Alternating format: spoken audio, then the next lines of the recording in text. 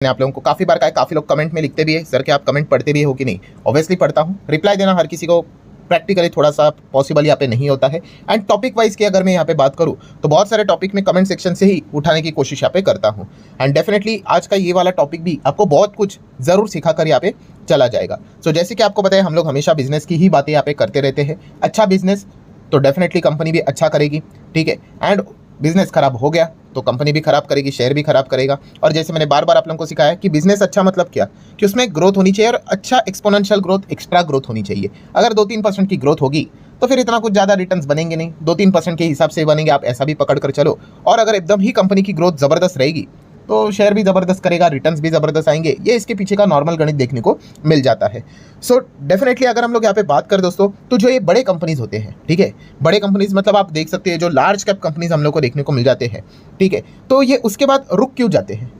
रुक इसीलिए जाते हैं क्योंकि उसमें जैसे मैंने आपको कहा कि ग्रोथ जरूर रहती है, बट यस एक्सपोनेंशियल ग्रोथ हम लोग को देखने को नहीं मिलती है, ठीक है। बट यस कुछ कंपनियां ऐसी होती है, वो क्या करती है कि अभी वो इतनी बड़ी कंपनीज बन चुकी है, बट फिर भी अगर उनको एकदम अच्छे रिटर्न्स अगर निकालने हैं तो उनको क्या करना पड़ता है, यस जो ग्रोथ वाले जो सेगमेंट रहते हैं उनको पकड़ना पड़ता है। और इस वीडियो में भी हम लोग ऐसे ही 1 से 2 कंपनीज को यहाँ पे कवर करने की कोशिश करेंगे, जो वो क्या करे, वो एक कोशिश कर रहे हैं कि ग्रोथ कंपोनेंट को यहाँ पे पकड़े एंड अच्छा खासा अपने बिजनेस को एक्सपांड करे, तो वो आने वाले समय में अच्छा परफॉर्मेंस यहाँ पे दे सके। सो उसमें से पहली कंपनी है दोस्तों मारुति सुजुकी, ठीक है। वैसे तो कोई इसको पढ़ता है नहीं, बिकॉज कंपनी का शेयर प्राइस देखकर ही लोग भाग जाते हैं, 10-11 हज़ार का शेयर है करके, ठीक है। बट आप इन बिजनेसेस को समझो कि कंपनी 3.5 लाख करोड़ की मार्केट कैप वाली कंपनी है, बड़ी कंपनी है। एंड फिलहाल कंपनी की अगर हम लोग बात करें तो अभी ये कौन से स्पेस में अपनी किस्मत आजमाने जाने वाली है?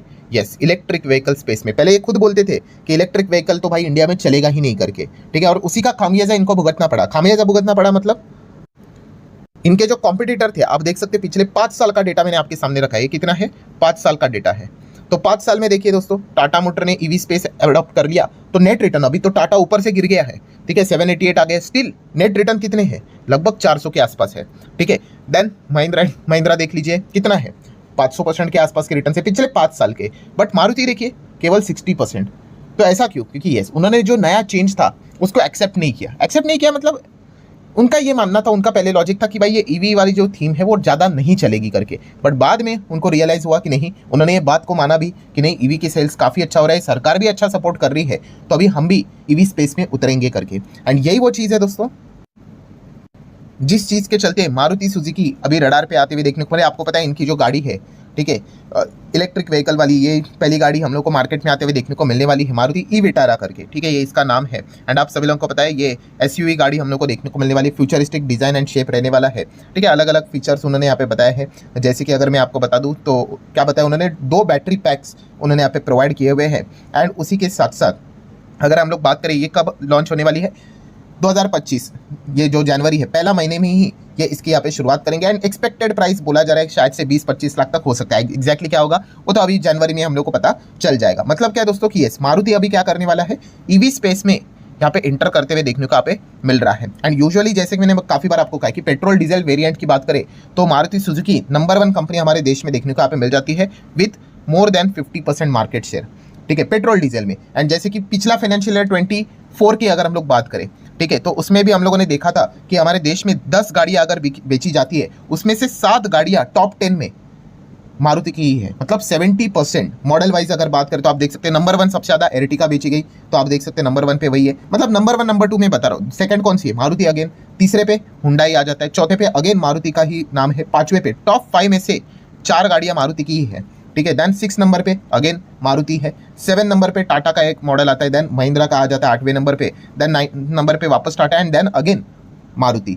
मतलब जैसे आपको बोला 10 में से 7 से 6 जो गाड़ियां है वो मारुति की ज़्यादा बेची जा रही है यूनिट वाइज। कभी थोड़ा ऊपर नीचे होता रहता है। मतलब क्या है कि पेट्रोल डीजल में मारुति ने तो एकदम धूम मचा के रखी हुई है और कब से वो नंबर 1 पोजीशन पे अपना डोमिनेंट पोजीशन को मेंटेन भी करके रखा हुआ है। सो ऑब्वियसली जो यूजुअली जो नए लोग हम लोग को मार्केट में जुड़ते हुए देखने को मिल जाते हैं, मतलब ऑटो सेगमेंट की अगर मैं बात करूं तो उनकी फर्स्ट चॉइस यूजुअली मारुति ही देखने को मिल जाती है, ठीक है। ये मैं डेटा के हिसाब से बोल रहा हूँ, इंडिविजुअल का हर का अपना अपना ओपिनियन अलग होता है, ठीक है, मैं इंटरनेट की बात नहीं बोल रहा, मैं डेटा के हिसाब से बात बोल रहा हूँ कि जो डेटा हम लोग को देखने को मिला 52% का मार्केट शेयर ऐसे ही देखने को यहाँ पे नहीं मिलता है। ठीक है, और इस वक्त के भी उनके जो सेल्स थे वो 10% से हम लोग को बढ़कर आते हुए देखने को मिले थे। तो डेफिनेटली अभी मारुति अपना जो ग्रोथ है, जो आप देख सकते हैं, इनके जो बड़े धुरंधर competitor Tata motor and Mahindra की बात करें, उनसे पीछे क्यों रहते हुए देखने को यहाँ पे मिल चुका है। उसके पीछे का रीजन यही था कि उन्होंने नई टेक्नोलॉजी ईवी वाला कॉन्सेप्ट अडॉप्ट यहाँ पे नहीं किया था, एंड अभी वो ये कॉन्सेप्ट अडॉप्ट करने यहाँ पे जा रहे हैं। तो डेफिनेटली इस स्पेस में हम लोग को ग्रोथ नजर आ रही है। अगर इन्होंने अच्छा प्रोडक्ट मार्केट में अगर ला के रख दिया